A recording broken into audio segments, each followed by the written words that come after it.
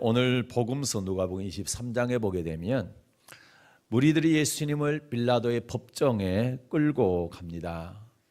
그러면서 고발을 합니다. 백성을 미혹하고 로마 황제 가이사에게 세금을 바치는 것을 금하고 또 자칭 왕이라 그리스도라 이렇게 한다고 해서 고발하는 장면을 기록하고 있습니다. 이에 대해서 빌라도 총독이죠, 재판관이죠, 재판장이죠. 4절과 14절과 또 22절에 세 번이나 이 사람은 죄가 없다, 죽일 만한 죄가 없다라고 얘기를 하면서 때려서 석방시키겠다고 합니다. 그러나 많은 무리들이 예수를 십자가에 못 박아 죽이라, 그리고 살인범 바라바를 석방시켜달라 이렇게 요구를 하게 됩니다. 결국에 빌라도는 예수님이 죄가 없음을 알면서도 무리들이 요구한 대로 십자가형을 선고합니다. 그리고 예수님은 십자가를 지고 골고다 언덕을 향해서 걸어가시는데 쓰러지고 또 쓰러지고 몇 번이고 쓰러지게 됩니다. 그러자 군병들이 시몬이라고 하는 구레네 사람에게 십자가를 대신 지우고 예수님을 쫓게 합니다. 그때 많은 백성들과 여인들이 예수님을 따라가게 되는데 가슴을 치며 울면서 예수님을 따라갔습니다. 이때 예수님께서 뒤를 돌아보시죠. 그러면서 우는 여인들을 향해서 이렇게 말씀합니다. 예루살렘의 딸들아, 나를 위하여 울지 말고 너희와 너희 자녀를 위하여 울라.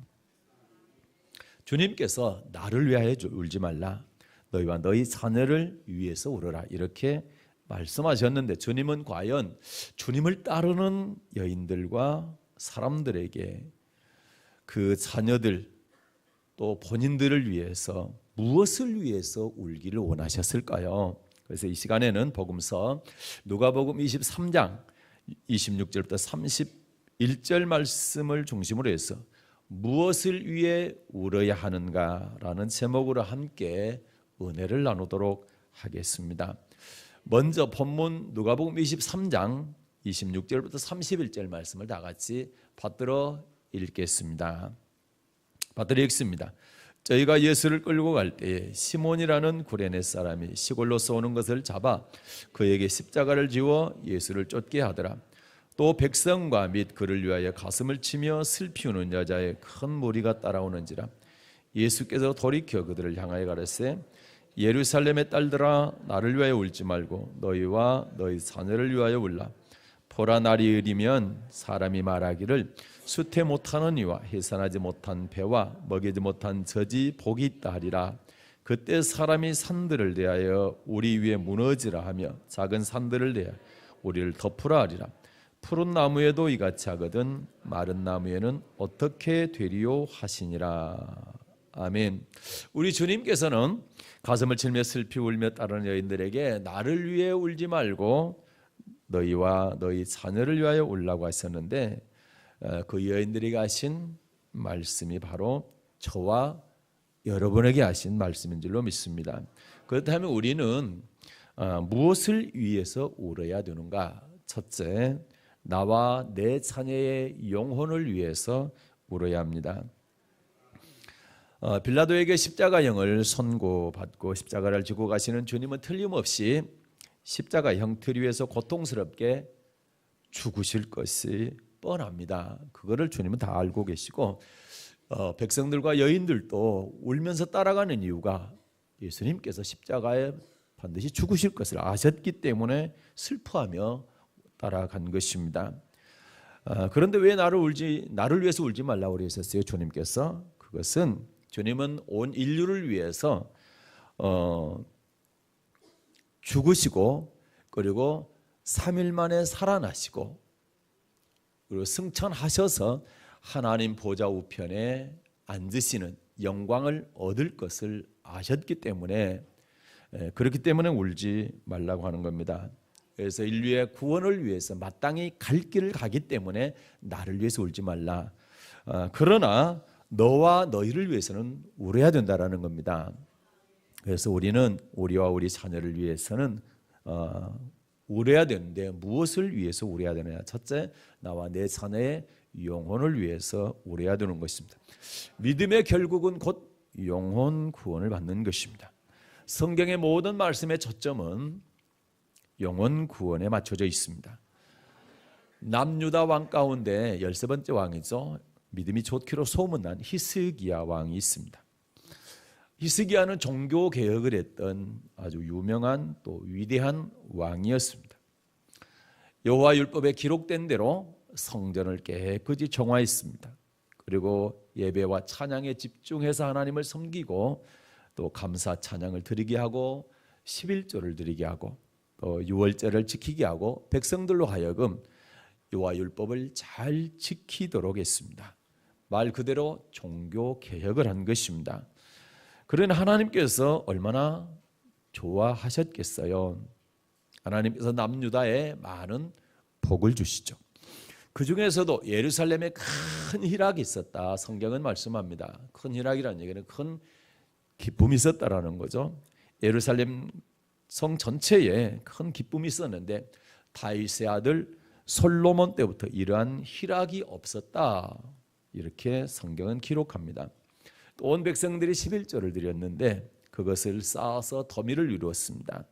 11조 더미를 3월에 쌓기를 시작해서 7월까지 5달 동안을 쌓았습니다. 성경은 히스기야 때에 예물을 성전에 드리기 시작한 때부터 백성들이 족하게 먹고 남은 것이 많았는데 그 이유는 하나님께서 그 백성들에게 복을 주셨기 때문이다. 이렇게 말씀하고 있습니다. 또 히스기야 때에 아수르 왕 사네립이 많은 군사를 이끌고 쳐들어왔습니다. 그때 히스기야가 백성들에게 이렇게 선포하죠. 저와 함께하는 자는 육신의 팔이요 아수르 왕과 함께하는 자는 육신의 팔이다. 그러나 우리와 함께하는 자는 우리 하나님 여호와시라. 반드시 우리를 도우시고 우리를 대신하여 싸우리라. 이렇게 선포하니까 이 뜻이 뭡니까? 전쟁은 하나님께 달렸다. 그래서 하나님은 반드시 우리 대신 싸워주셔서 우리는 승리하게 될 것이다. 이 말을 들은 백성들이 안심을 하게 되는 것이죠. 그리고 선지자 이사야와 함께 하늘을 향하여 부르짖어 기도하게 됩니다. 하나님께서 기도를 들으시고 밤에 주의 사자를 보내서 18만 5천 명이라고 하는 아수르 사람들을 치셨습니다. 그들을 몰살시키셨습니다. 아침에 일어나 보니까 18만 5천 명이 다 송장이 되어 있었다. 성경은 그렇게 말씀하고 있습니다. 그리고 아수르 왕 사네립은 자기 나라로 돌아가죠. 그리고 자기 신에게 경배하다가 자기가 낳은 자에 의해서 죽임을 당했다. 이렇게 말씀하고 있습니다. 이렇게 엄청난 복을 받은 히스기야였지만 그가 마음이 교만해져서 하나님의 은혜를 갚지를 아니함으로 말미암아 하나님께서 히스기야에게 죽을 병이 들게 하셨습니다. 하나님께서는 왜 다른 사람에 비해서는 믿음이 정말 좋았던 히스기야 왕에게 죽을 병을 주셨을까? 그 이유에 대해서 이사야 선지자를 통해서 잘 기록하고 있습니다. 이사야 38장 1절부터 3절을 보겠습니다. 먼저 이사야 38장 1절부터 3절 말씀 받들어 읽겠습니다. 그 즈음에 히스기야가 병들어 죽게 되니 아모스의 아들 선지자 이사야가 나와 그에게 이르되 여호와께서 이같이 말씀하시기를 너는 내 집에 유언하라. 내가 죽고 살지 못하리라 하셨나이다. 히스기야가 얼굴을 벽으로 향하고 여호와께 기도하여 가로되 여호와여 구하오니 내가 주의 앞에서 진실과 전심으로 행하며 주의 목전에서 선하게 행한 것을 추억하옵소서 하고 심히 통곡하니 아멘. 히스기야가 이사야 선지자를 통해서 죽을 병이 들었다. 그래서 이제 삶을 정리하라 이렇게 통보를 받게 되죠.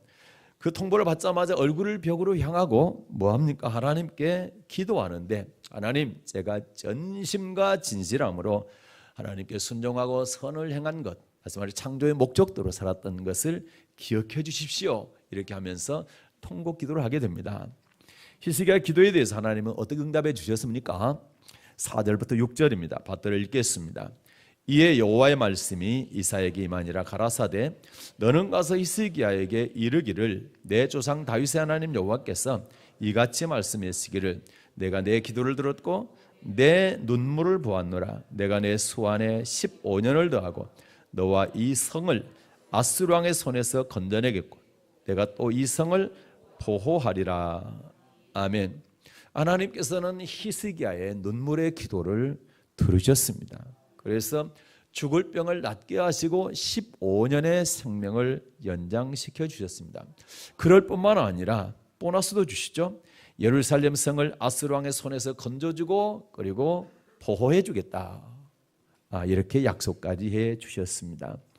자, 그런데 이렇게 기도 응답을 받은 히스기야가 그 다음에 기도를 합니다. 기도 응답을 받아서 15년의 생명을 연장시켜 주겠다는 약속을 받았고요. 그리고 예루살렘 성을 내가 보호해 주겠다. 이렇게 기도 응답을 받았는데 그런데 또 간절히 기도하는 장면이 9절 이하에 나옵니다. 자, 이사야 38장 9절을 먼저 보겠습니다. 받들어 읽습니다. 유다 왕 히스기야가 병들었다가 그 병이 나을 때에 기록한 글이 이러하니라. 아멘. 자, 9절에 보니까 히스기야가 언제 이 글을 기록했다고요? 9절 이하의 말씀을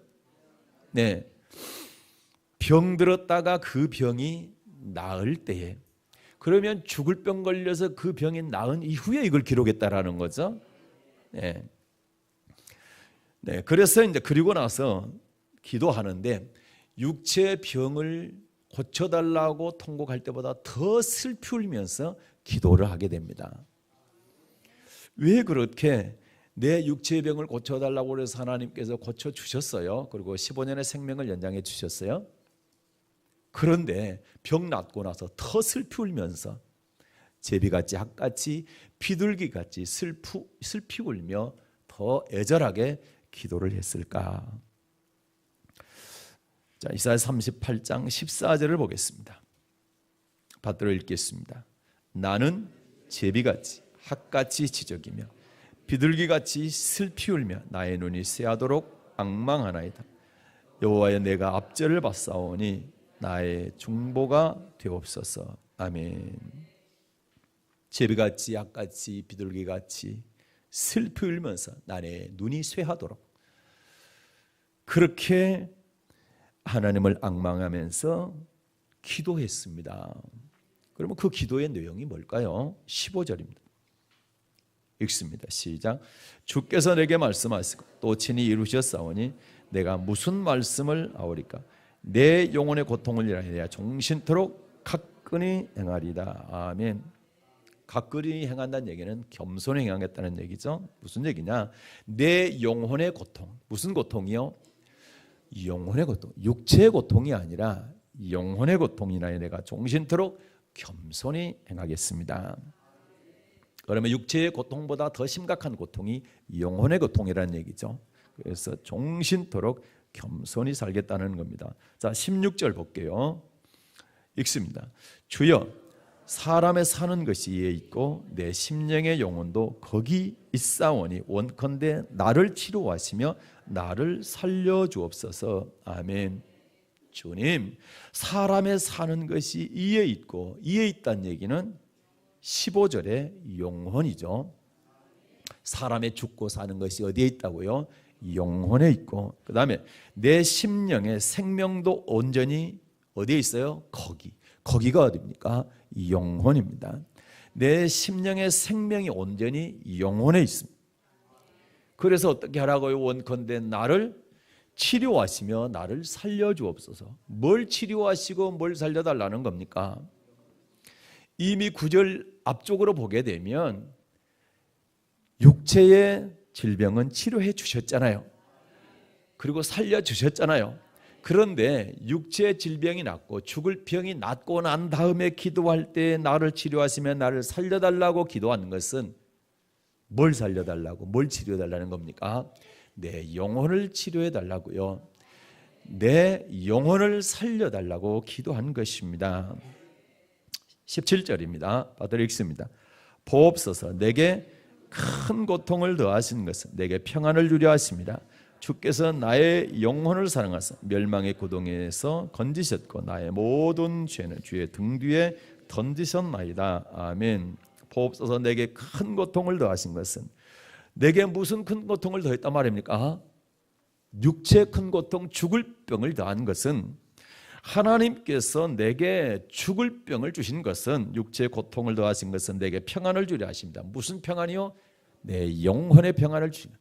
하나님께서 내게 죽을 병 주신 것은 내 영혼의 평안 주시기 위함이라는 거죠.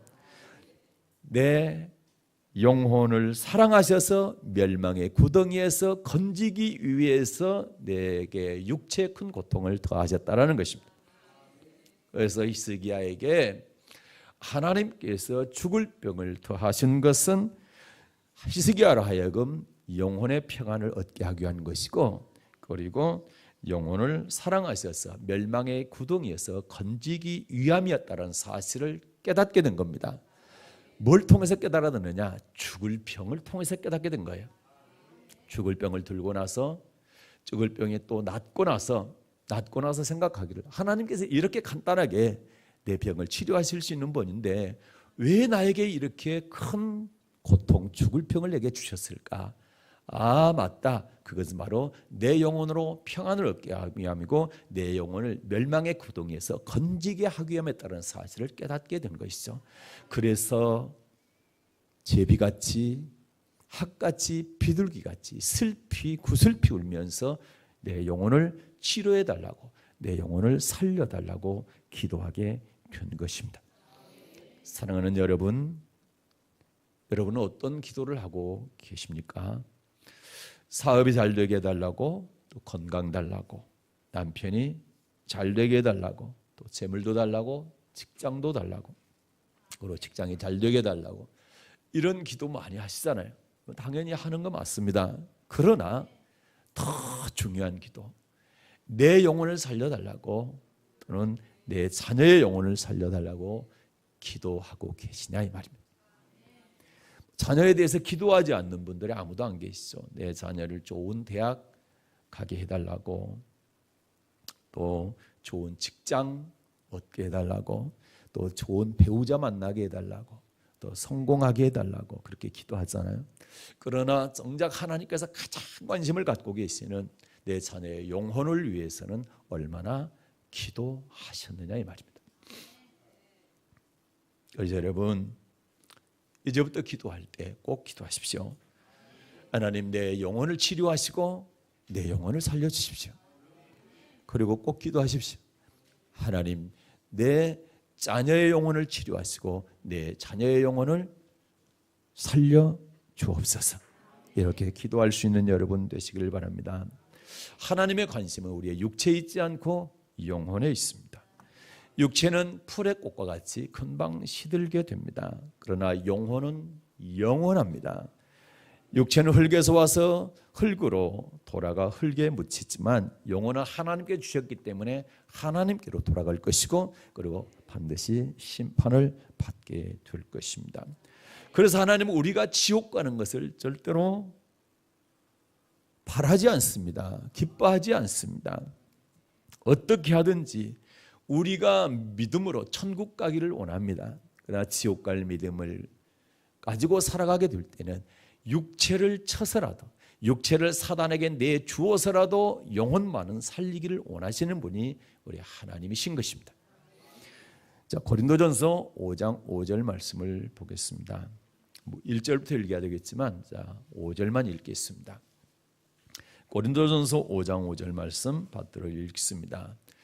이런 자를 사단에게 내어주었으니 이는 육신은 멸하고 영은 주 예수의 날에 구원 얻게 하려 함이라.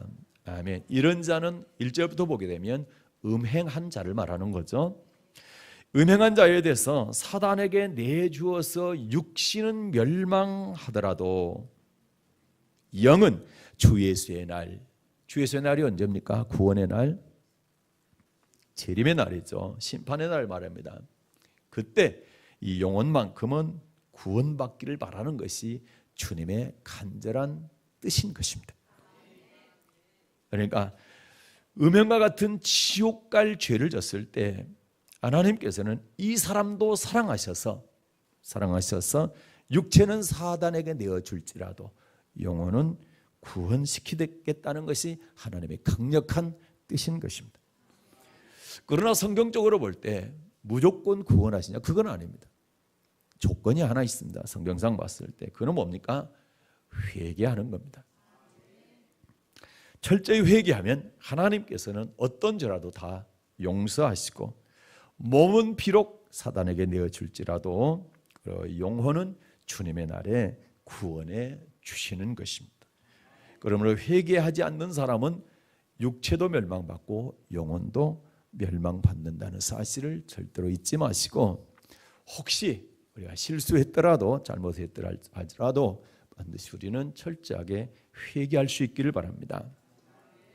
우리 주님이 십자가를 지고 가실 때에 많은 사람들과 여인들이 슬피 울며 따라오는 것을 보시고 나를 위해 울지 말고 너희와 너희 자녀를 위해서 울으라 이렇게 말씀하셨는데, 나와 내 자녀의 무엇을 위해서 울어야 되는가? 첫째는 나와 내 자녀의 영혼을 위해서 울어야 되는 것입니다. 두 번째는 나와 내 자녀가 환난을 이길 수 있는 믿음을 달라고 울면서 기도해야 됩니다. 자, 누가복음 23장 29절부터 31절 말씀을 받들어 읽겠습니다. 누가복음 23장 29절부터 31절입니다. 받들어 읽습니다. 보라, 날이 이르러면 사람이 말하기를 수태 못하는 이와 해산하지 못한 배와 먹이지 못한 젖이 복이 있다 하리라. 그때 사람이 산들을 대하여 우리 위에 무너지라 하며 작은 산들을 대하여 우리를 덮으라 하리라. 푸른 나무에도 이같이 하거든 마른 나무에는 어떻게 되리요 하시니라. 아멘. 29절을 보니까 날이 이르면, 이 날은 무슨 날입니까? 심판의 날을 말합니다. 네. 지금 여기서 보면은 예수님께서 날에 대해서 말씀할 때 이중 예언을 하셨어요. 첫째, 이 심판의 날은 AD 70년입니다. 로마에 의해서 멸망당하죠. AD 70년에 로마의 티투스 장군에 의해서 예루살렘이 멸망당하는 그 심판의 날을 예언하고 있고요. 또 하나는 예수님 재림 때의 심판의 날을 예언하고 계시는 것입니다. 근데 이 심판의 때가 얼마나 고통스러우면 30절을 보니까 그때 사람이 산들을 대하여 우리 위에 무너지라 하며 작은 산들을 대하여 우리를 덮으라. 자, 얼마나 고통스러우면 차라리 산이 무너져서 나를 덮어서 빨리 죽고 이 고통을 잊어버렸으면 좋겠다, 이렇게 얘기를 하겠어요. 그러니까 심판의 날에는 애통과 고통과 애곡이 있는 날인 것입니다.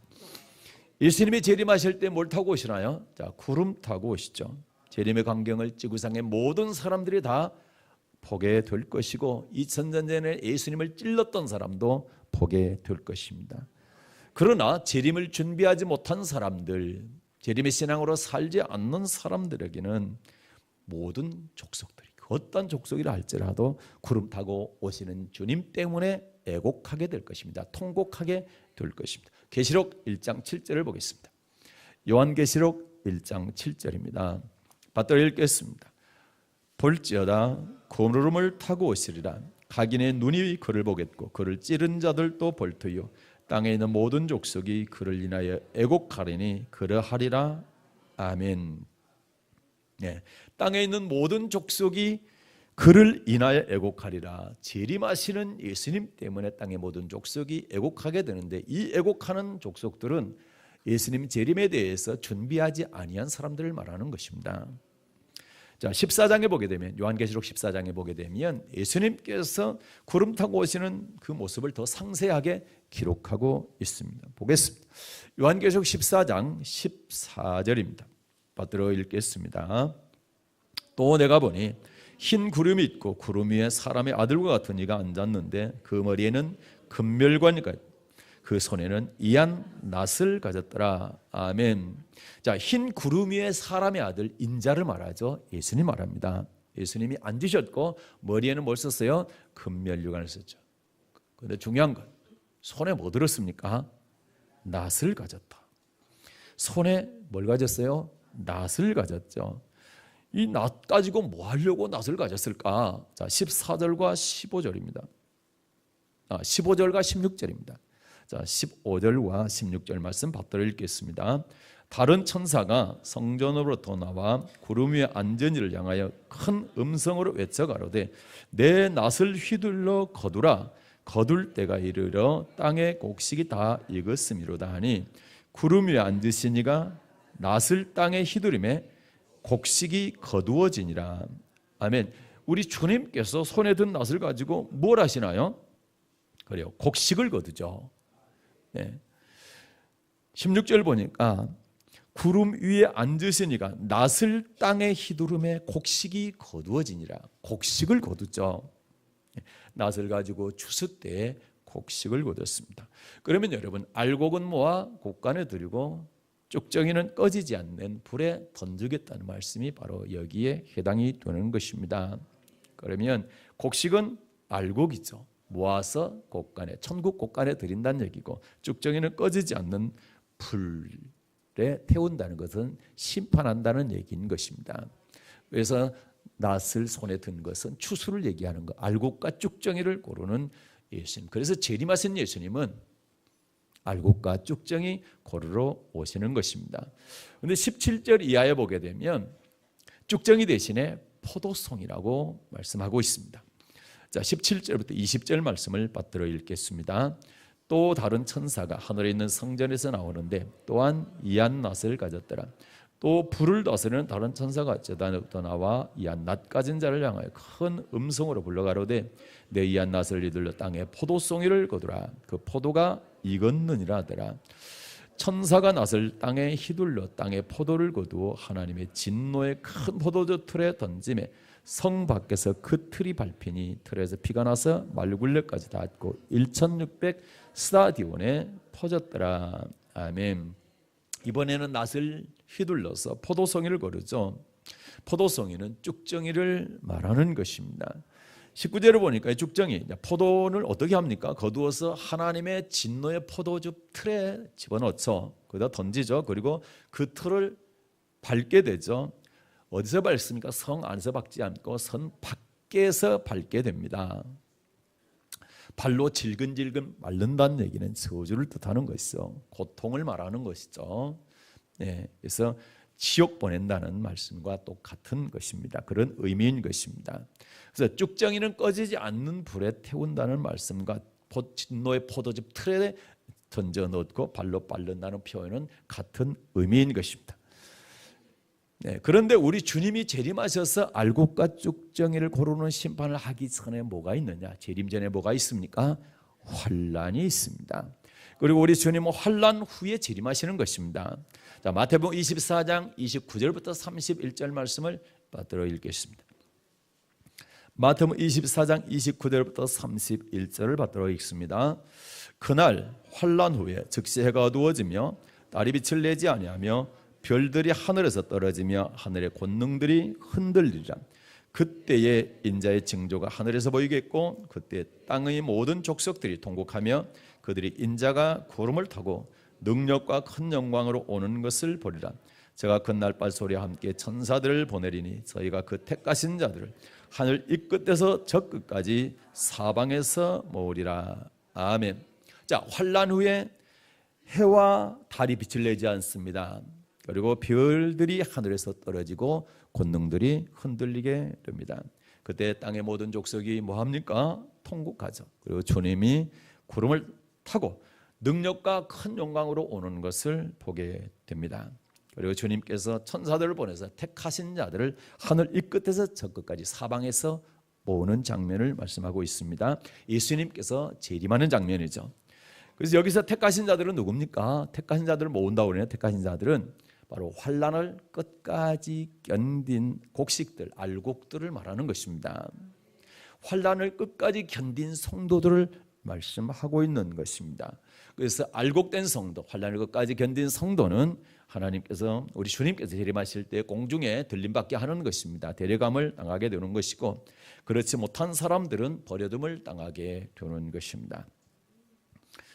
그러나 이때에 환난을 끝까지 견디지 못한 사람들은 요한계시록 14장 17절부터 20절에 말씀한 것처럼 성 밖에 하나님의 진노의 포도주 틀에 던져져서 밟히는 고통, 이런 고통을 당하게 되는 것입니다. 그래서 성경은 환난을 끝까지 견디는 자가 구원을 얻게 될 것이다, 이렇게 말씀하죠. 자, 마태복음 24장 13절 말씀 받들어 읽겠습니다.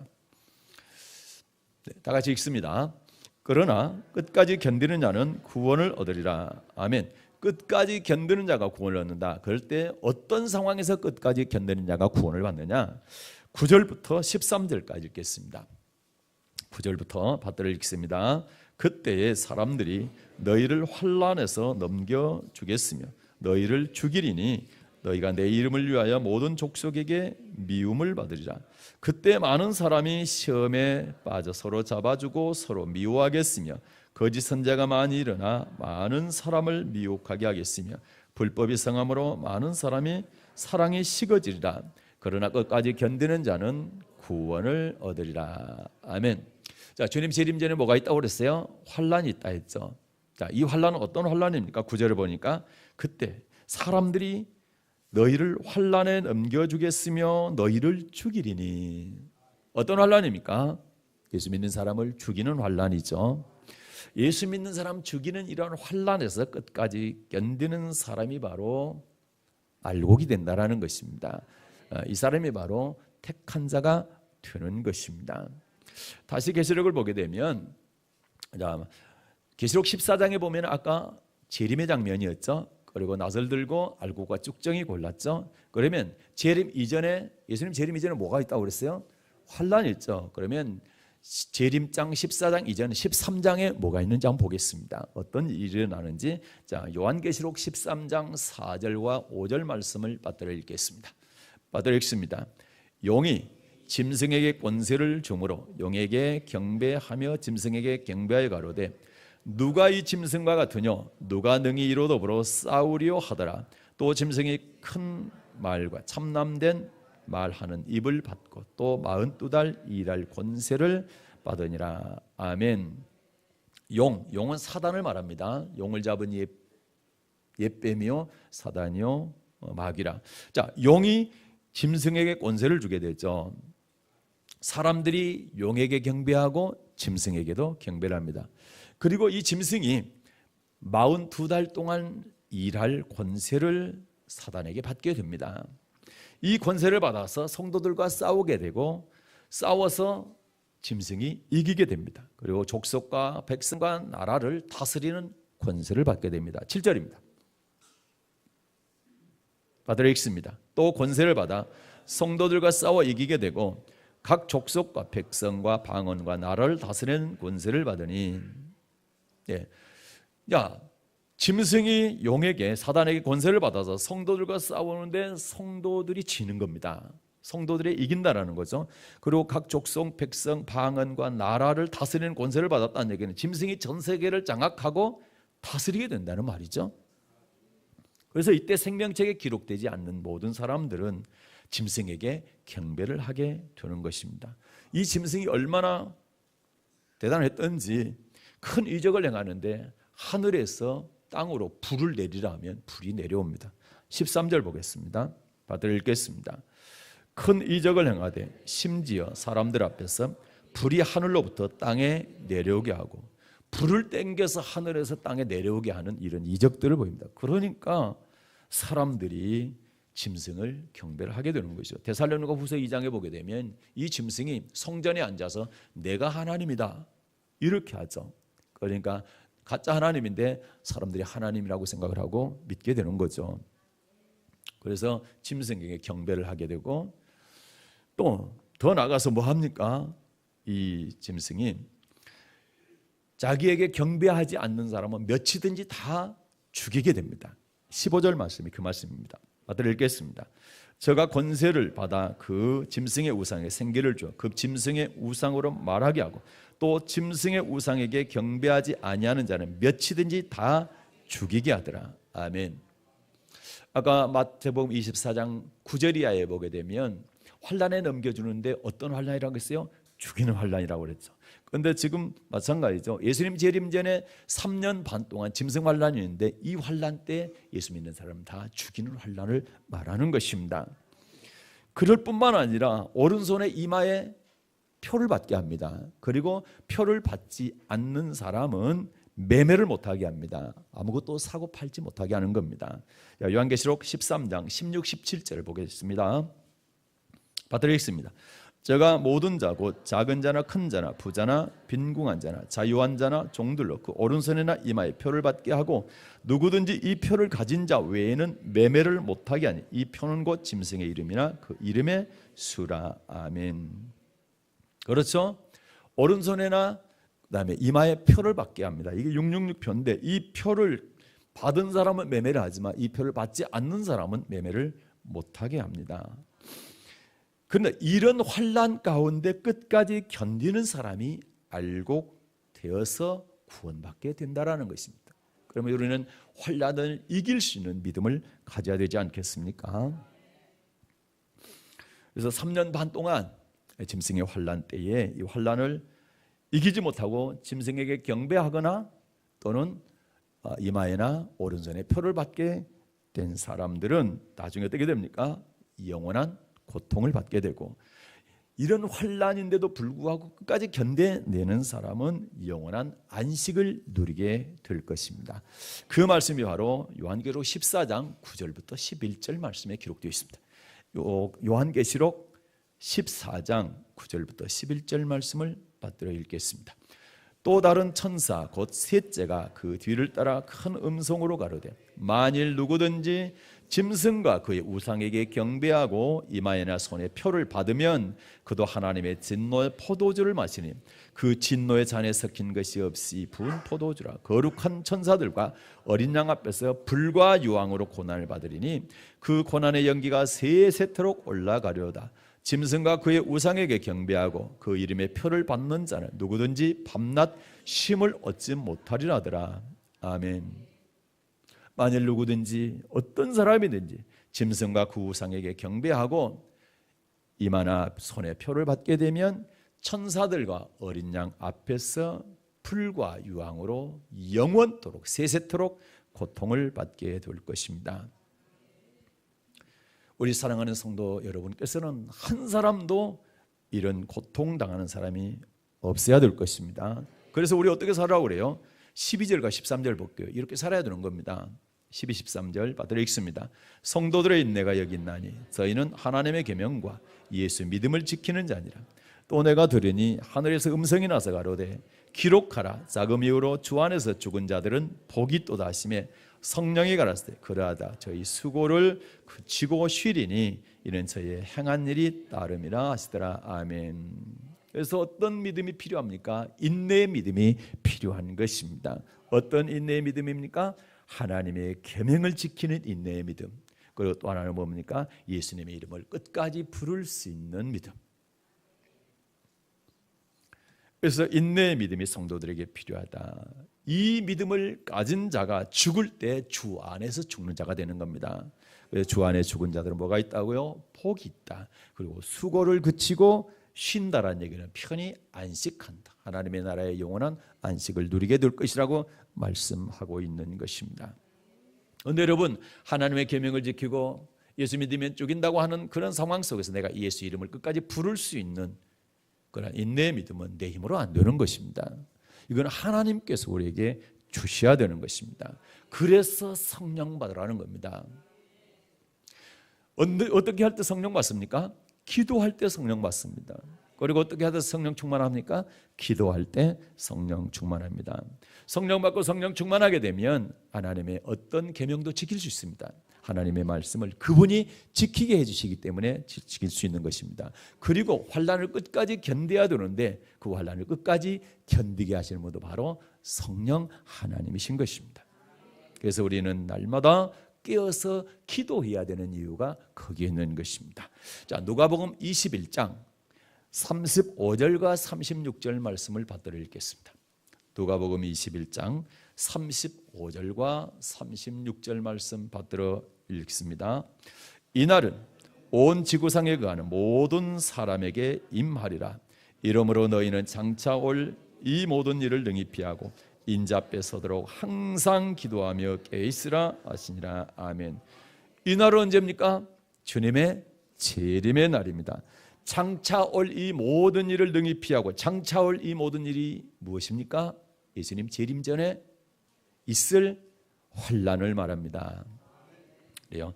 장차 올 이 모든 일, 주님 재림 전에 있을 이 모든 큰 환난들을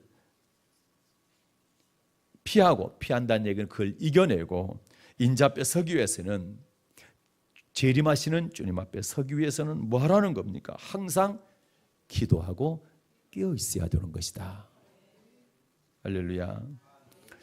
말씀을 정리하고 마치도록 하겠습니다. 우리 주님이 십자가를 지고 골고다의 길을 갔을 때 수많은 백성들과 여인들이 슬피 울며 주님을 따랐습니다. 그때 주님께서 저희들을 돌아보시며 말씀하셨습니다. 나를 위해서 울지 말고 너희와 너희 자녀를 위해서 울라. 주님은 아버지의 뜻대로 인류의 죄 문제를 해결하시기 위해서 십자가의 위에 우리 모든 죄를 짊어지시고 돌아가실 것이 알고 계셨고, 그러나 3일 만에 부활하실 것도 알고 계셨고, 또 승천하셔서 하나님 보좌 우편의 영광을 얻게 된다는 사실을 알고 계셨기 때문에 마땅히 갈 길을 가기 때문에 나를 위해서는 울지 않아도 된다. 그러나 너희와 너희 자녀를 위해서는 울어야 된다. 천국 들어가기 위해서는 반드시 환난을 끝까지 견뎌야 되고, 또 그 과정 가운데 험난한 여정들이 많이 있는데 그걸 다 이겨내고 천국까지 들어가기 위해서는 많이 울어야 된다는 것을. 그래서 무엇을 위해서 울어야 된다고요? 나와 내 자녀의 영혼을 위해서 울어야 된다. 그다음에 나와 내 자녀가 환난을 끝까지 견딜 수 있는 믿음의 사람이 될 수 있도록 위해서 날마다 울면서 기도하며 깨어 있어야 된다. 이렇게 말씀하는 것입니다. 사랑하는 성도 여러분, 히스기야가 제비같이 악같이 비둘기같이 슬피 울면서 내 영혼을 치료해 주옵소서, 내 영혼을 살려 주옵소서 이렇게 기도한 것처럼 사랑하는 여러분도 여러분과 여러분의 자녀들의 영혼을 치료해 달라고 기도하십시오. 그리고 나와 내 자녀의 영혼을 살려달라고 기도하십시오. 또 환난을 끝까지 이기는 자가 구원을 받기 때문에 환난 이기고 인자 앞에 서기 위해서 하나님의 말씀과 예수님의 믿음을 지키는 인내 믿음이 필요합니다. 이 믿음은 내게서 나오는 것이 아니라 하나님께로부터 나옵니다. 다시 말해서 성령 받고 성령 충만하게 되면 진리의 영이신 성령께서 진리 가운데로 말씀 가운데 인도하셔서 말씀에 순종하게 해주시고, 예수 믿으면 죽인다고 하는 그런 환난 가운데서도 그 환난 때 끝까지 견딜 수 있도록 성령 하나님께서 도와주시게 될 것입니다. 그렇기 때문에 여러분 성령 받고 성령 충만하시길 위해서 항상 기도하며 깨어있는 여러분 되시기를 주님의 이름으로 부탁드립니다. 그리해서 언젠가 주님께서 강림하실 때에 여러분 다 가족들과 함께 들림받아서 공동혼인잔치에 참여하는 복된 성도들 되시기를 주님의 이름으로 축복합니다.